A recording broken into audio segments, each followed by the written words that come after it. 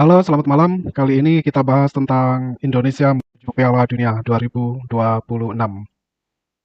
Mungkin Anda bertanya, apakah Indonesia punya potensi atau peluang untuk menuju Piala Dunia 2026? Nah, kalau ada potensi atau peluang, maka masing-masing tim saat ini masih memiliki peluang untuk lolos ke Piala Dunia 2026. Kalau kita ketahui bahwa jadwal kualifikasi Piala Dunia Grup C ini akan berakhir pada tanggal 10 Juni 2025, di mana Indonesia akan bertemu dengan Jepang. Jadi perjalanannya masih agak panjang ya, bahkan ini belum setengah. Dan yang perlu diingat bahwa dalam kualifikasi ronde ketiga ini tidak ada tim yang lemah, baik itu Cina atau Bahrain yang sebentar lagi akan dihadapi oleh Indonesia. Karena secara peringkat Indonesia memang paling bawah ya. Dan dan dalam beberapa kasus memang peringkat ranking FIFA dan market value dari tim nasional suatu negara itu memang mencerminkan kualitas dari timnas di negara tersebut. Dan secara teori timnasnya memiliki jika timnas suatu negara memiliki peringkat tinggi dengan market value yang tinggi, maka uh, timnas tersebut kemungkinan besar akan menang melawan negara yang memiliki market value lebih rendah dan ranking lebih rendah. Itu secara teori. Namun ini pengecualian ya, bisa dibilang timnas Indonesia pengecualian saat ini. Memang secara ranking Indonesia berada paling buncit, namun secara market value Indonesia itu berada urutan nomor 8 tim nasional dengan market value tertinggi setelah Jepang, Korea Selatan, Iran, Australia, Uni Emirat Arab, Uzbekistan, Arab Saudi, dan Indonesia. Indonesia berada di atas dari Qatar dan Jordan di 10 negara dengan market value tinggi. Dan kalau kita lihat negara, timnas negara yang memiliki market value tinggi itu memang timnasnya kuat seperti Jepang, Korea, Iran, Korea Selatan ya, Iran, Australia, UAE, Uni Emirat Arab, dan Uzbekistan, serta Arab Saudi. Itu negara-negara yang memang kebanyakan sudah menjadi peserta Piala Dunia beberapa kali ya, seperti Arab Saudi itu sudah lama. Dan ini memang suatu kejutan ya, kemarin itu di mana Arab Saudi dan Australia ditahan imbang oleh Indonesia yang sebelumnya negara antah berantah dari segi tim nasionalnya ya. Namun kini berubah menjelma menjadi kuda hitam dengan adanya pemain-pemain yang berkarir di Eropa yang bergabung dengan timnas Indonesia sehingga dapat menaikkan market value dan menjadi timnas yang progresif.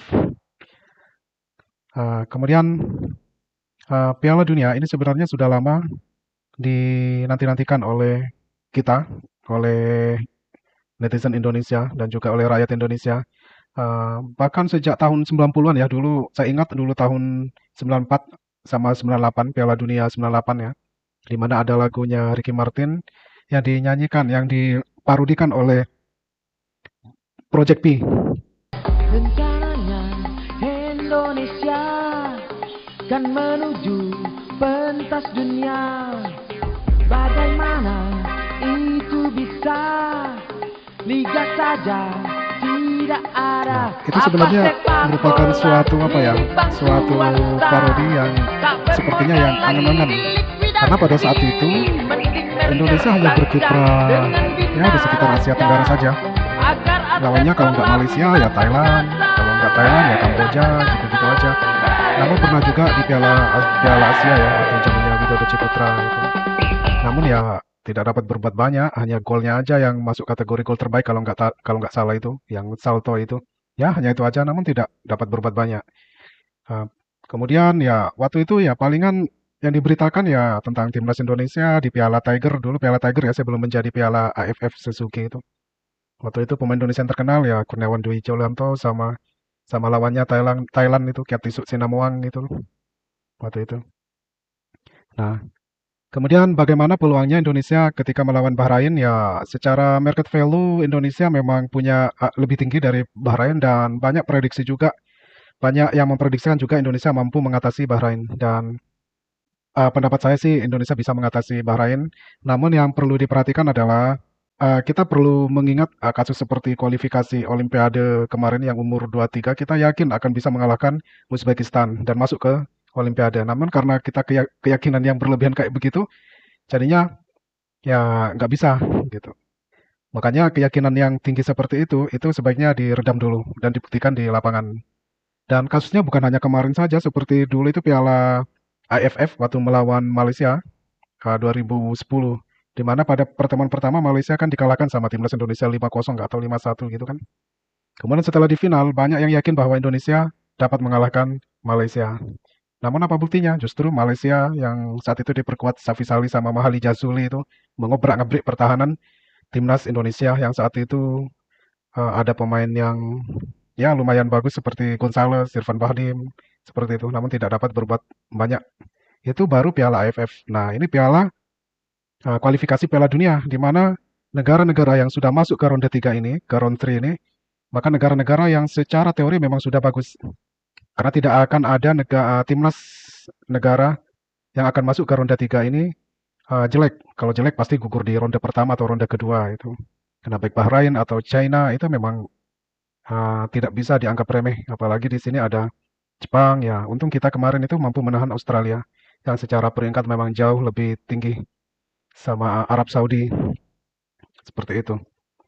Di kualifikasi Piala Dunia di mana Indonesia berada di grup C yang telah meraih poin 2, berada di peringkat 4. Tertinggi Jepang ya. Jepang menang terus dengan skor telak dengan poin 6. Kemudian Arab Saudi yang mampu mencuri poin dari China di mana sebelumnya hanya bermain imbang dengan Indonesia, kemudian menang melawan China, berada di peringkat 2. Dan yang ketiga adalah Bahrain yang dapat meraih poin ketika mengalahkan Australia. Di luar dugaan ya, Bahrain bisa mengalahkan Australia. Kemudian Indonesia yang dengan poin 2 dan Australia 1 serta Cina masih 0 belum dapat poin. Perlu kita perhatikan bahwa Bahrain ini negara-negara Arab ya sama seperti tipikal negara Arab lainnya, di mana permainannya itu cenderung memainkan bola-bola panjang dan penuh drama-drama ya, kesenggol sedikit teriak-teriak, kadang menjatuhkan diri tanpa alasan yang jelas sambil guling-guling. Nah, seperti itu. Jika timnas Indonesia tidak mewaspadai gaya-gaya tim-tim Arab seperti itu akan dapat merugikan timnas Indonesia. Walaupun Indonesia tidak dapat kartu kuning atau kartu merah, tapi akan menurunkan tempo permainan. Kebiasaan sih kalau udah permainan terbentuk, build up-nya terbentuk dan berjalan kencang, biasanya lawan dari tim-tim negara Arab yang guling-guling itu akan membuat kendur. Ya, kendur serangan-serangan yang telah dibangun. Biasanya karena wasit akan menghentikan sementara. Karena ada yang guling-guling seperti itu. Nah, itu ya tipikal-tipikal negara Arab seperti itu. Ini berbeda dengan negara-negara Asia Timur seperti Korea dan Jepang yang tidak ada drama-drama, teriak-teriak, nggak jelas seperti itu. Jepang dan Korea bermain cepat dan build up-nya yang tersusun dengan rapi langsung mengarah menusuk ke gawang. Dan saya kira nanti akan lebih seru ketika berhadapan dengan Jepang ya. Gaya permainan uh, Jepang melawan gaya-gaya permainan Indonesia yang sudah meniru Eropa. Kita lihat di sini peringkat Indonesia di dunia ya berada di urutan 129. Lalu negara yang terkuat itu adalah Argentina yang pernah timnas lawan itu tahun 2023 ya, yang Indonesia kalah 2-0. Argentina, kemudian Prancis, Spanyol di peringkat 3, Inggris peringkat 4, Brazil peringkat 5 ya. Dulu padahal tidak terkalahkan Brazil itu peringkat 1 terus itu dulu tahun 90-an itu. Kemudian Belgia, Belanda. Nah, ini Belanda berada di peringkat 7. Salah satu macan sepak bola dunia. Kemudian Portugal, Kolombia berada di peringkat 9 ya. Ya, ya, ya. Kolombia ini dulu terkenal waktu ada siapa itu? Saya lupa kipernya itu yang menendang bola itu sambil jumpalitan itu. Itu Kolombia dan ada juga pemainnya yang ditembak dulu ya tahun 94 kalau nggak salah pas ya Piala Dunia 94 kalau nggak salah itu karena ngegolkan ke gawang sendiri kemudian setelah itu ditembak itu si Escobar itu. Kemudian ada Italia dan ya timnas kita berada di 129. Moga-moga nanti kalau menang melawan Bahrain dan Cina, timnas Indonesia meroket ke ranking 100 besar. Kemudian di sini, nah ini ada 20 negara paling gila bola di dunia. Indonesia berada di peringkat 15 ya, nomor satu Inggris, nomor satu. Kemudian si Justin Hubner, seharusnya Indonesia yang berada di nomor satu gitu. Ya juga sebenarnya ya, jika dibandingkan dengan Inggris, Indonesia itu lebih gila itu sama sepak bola di mana-mana, bahkan di mana ada timnas Indonesia bermain sekarang itu ada itu bergerombolan timnas Indonesia, apalagi di dalam negeri. GBK penuh di jalan-jalanan.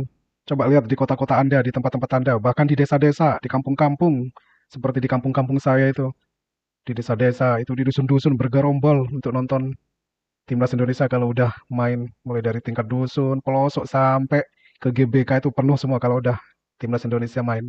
Ya, seharusnya Indonesia nomor satu. Ini negara-negara dengan paling gila sepak bola itu. Negara tetangga kok nggak ada ya? Mana ya? Malaysia ya. Udah deh gabung aja sama Indonesia, dah dukung Indonesia untuk saat ini untuk kualifikasi Piala Dunia 2026. Kemudian inilah daftar pemain Indonesia yang berada di luar negeri. Ada di Liga Inggris, Liga Belanda, Belgia, Italia, Amerika, Korea, Australia, Thailand, Malaysia. Hampir di negara-negara dengan sepak bola yang bagus ya, ada Indonesia. Maksudnya liganya ya yang bagus, bukan negaranya. Kalau seperti Brazil gitu ya, liganya banyak yang nggak terkenal ya. Walaupun itu juara-juara, walaupun Brazil salah satu kampion Piala Dunia ya, pencetak mega bintang dari Brazil banyak. Pemain Indonesia yang berasal dari liga dalam negeri, Liga 1 BRI, itu klub Persija yang paling banyak menyumbangkan pemain timnas. Ada tiga, yaitu Rizky Ridho, Ferrari, Witan. Kemudian yang lainnya Persebaya dan Dewa United, di mana Persebaya ada Hernando Ari, Malik Rizaldi. Malik Rizaldi ini sebelum ke Persebaya di Madura United ya. Dulu kalau nggak salah waktu dipanggil pertama kali masih di Madura United kayaknya. Kemudian tapi sekarang sudah di Persebaya. Kemudian Dewa United itu ada Egi dan Ricky Kambuaya. Kemudian Malut United. Nah ini Malut ini mulai mencetak nama sekarang ya di panggung internasional dan nasional dengan adanya pemain timnas dari klub ini, yaitu Wahyu Prasetyo. Kemudian klub yang juara nih Persib Bandung. Cuma satu ya, Persib Bandung, Dimas Derajat. Kalau dulu ada Maklok, ada yang lainnya juga ya, tapi sekarang hanya Dimas Derajat. Kemudian Borneo FC ini Nadeo Argawinata, kipernya ya. Kemudian PSS Sleman, Hoki Caraka. Jadi ini yang dipanggil klub dalam negeri yang menyumbangkan pemain timnas. Kemudian ini squad list Indonesia, di mana goalkeeper yaitu Martin Pas yang menjadi kiper utama dan kita saksikan waktu menghadapi Arab Saudi dan Australia. Wah gila benar. Nah, itu Martin Pas itu tembok Garuda, dijuluki Garuda apa itu? Ya Garuda Wall ya sama media Amerika itu. Kemudian ada juga Hernando Ari, Nadeo Argawinata. Ini juga bagus lah Hernando sama Nadeo, seperti kita ketahui lah, udah tahu sendiri Hernando seperti apa, Nadeo juga seperti apa. Tapi memang Martin Paes untuk menjadi kiper utamanya ya. Kemudian defender ada JITZ Serie A. Ya nggak kebayang ya ada pemain Indonesia yang berada di Serie A. Ya gila, dulu itu hanya kayak kebayang dulu itu. Mana dulu pemain Indonesia yang berada di Serie A, ditunggu-tunggu di TV nggak ada, tapi di beritanya katanya ada. Tapi sekarang ada beneran sekarang JITZ. Kemudian ada Rizky Ridho, ada Calvin Verdong, Pratama Arhan, Ferrari, Jordi Amat, Silgers. Pratama Arhan ini juga ya kalau menurut saya sih masih layak untuk dipanggil di timnas itu, karena bagaimanapun kalau dimainkan di timnas di level internasional itu lumayan lah, masih membuat apa ya, upaya-upaya untuk ngegol, untuk membuat lawan deg-degan ya Pratama Arhan, walaupun di klubnya jarang dimainkan ya. Kemudian ada Wahyu Prasetyo. Ini Wahyu Prasetyo pernah bermain kemarin itu ya waktu lawan Australia itu ya, lumayan bagus dia mainnya. Asnawi Mangku Alam, Sandy Walsh, Shane Patinama, Eliano Residers. Nah, kita tunggu aja gimana si Eliano ini bermain di timnas. Namun kalau saya perhatikan di video-videonya dia waktu bermain di klubnya di Belanda itu memang sangat lincah, mampu mengobrak-ngabrik pertahanan dari lawannya ini. Kemudian ada Tom Haye, nah ini profesor ini. Mantap ini profesor ini. Kalau ini Tom Haye masuk berada di midfielders, itu bola mengalir. Cuma satu kekurangannya ya, kayaknya stamina-nya ini cepat-cepat ambrol ini Tom Haye ini. Kalau udah akhir-akhir itu akhir-akhir menit-menit akhir itu udah, kalau saya lihat itu udah staminanya itu udah ngos-ngosan dia. Tapi kalau dari segi passingnya, dari segi pengaturannya, wah keren banget Tom Haya ini. Mantap lah dia, sesuai dengan julukannya Profesor. Kemudian Nathan Chown, ini juga udah kita lihat permainannya. Ricky Kambuaya. Ricky Kambuaya ya bolehlah sebagai backup yang lainnya. Ivar Jenner juga uh, bolehlah. Kemudian di depan ada Ragnar. Nah, moga Ragnar ini bisa mencetak gol lagi. Ya, kalau waktu lawan Australia, Ragnar ini seperti bermain sendirian di depan, gak ada yang membackup, makanya dia ngos-ngosan dia itu. Kemudian Rafa, Bagi Caraka, Egy cukup cukup lumayan lah, mampu mengobrak-abrik juga dia itu, memberikan apa permainan yang kejutan-kejutan dalam permainan Egy. Kemudian Marcelino di luar derajat, Witan sama juga seperti Egy, Witan. Dan Malik Rizaldi ini yang perlu kita tunggu ya, permainannya gimana sih Malik Rizaldi ini, kenapa kok bisa dipanggil sama Sintayong? Nah, pasti ada kelebihannya lah. Pemain timnas kalau udah dipanggil sama Sintayong itu pasti dia memiliki kelebihan. Dan kalau saya lihat permainan di video-videonya Malik Rizaldi ini ya mirip-mirip seperti Rafael. Tapi lumayan tajam juga ini kalau saya lihat video-videonya. Cuma kayaknya perlu perbaikan di masa ototnya ini Malik Rizaldi. Posturnya udah lumayan tinggi. Masa ototnya kayaknya masih perlu dikencengin supaya mampu untuk berbenturan secara fisik sama lawan, nggak mudah terpental ini. Nah, itu udah skuad list Indonesia. Kita tunggu saja kiprahnya nanti tanggal 10 ya lawan dengan Bahrain. Nah, kalau kita lihat perbandingan antara Bahrain sama tim Garuda, Bahrain berada di peringkat 76. Secara peringkat, Bahrain ini lebih kuat daripada Vietnam. Ya, dan juga lebih kuat daripada Thailand. Berada di 76, maka tidak boleh diremehkan. Dan Indonesia berada di peringkat 129. Secara market value, Indonesia lebih mahal, 426 miliar. Sedangkan Bahrain 158 miliar. Market value ini secara tidak langsung menggambarkan kualitas dari pemain timnya. Dan kita patut berbangga secara market value Indonesia lebih daripada timnas Bahrain. Dan memungkinkan untuk mengalahkan Bahrain. Itu secara individu ya. Secara individu karena uh, market value Indonesia itu lebih tinggi. Secara akumulatif dan secara individu.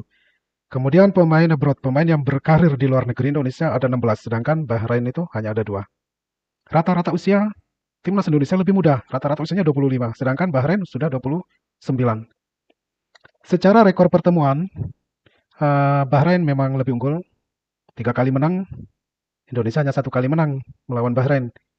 Bahrain 1 kali kalah waktu itu 2007 ya kalau nggak salah itu waktu Budi Sudarsono itu yang menang 2-1. Piton ya, Budi Sudarsono dulu coba seumpama ada di zaman sekarang ya dia ya, mungkin pasti dipanggil. Itu bagus itu permainannya Budi Sudarsono, Wasalosa. Cuma staminanya yang kurang bagus waktu itu. Nah, kemudian Indonesia kalah 3 kali, menang 1 kali, seri 1 kali. Sedangkan Bahrain menang 3 kali, kalah 1 kali, dan seri 1 kali ketika berhadapan dengan Indonesia. Dan tentunya kita berharap Indonesia bermain sebaik mungkin dan meraih poin pada setiap pertandingan untuk memantapkan diri menuju Piala Dunia 2026. Kita tetap mendukung Timnas Garuda. Oke, selamat malam.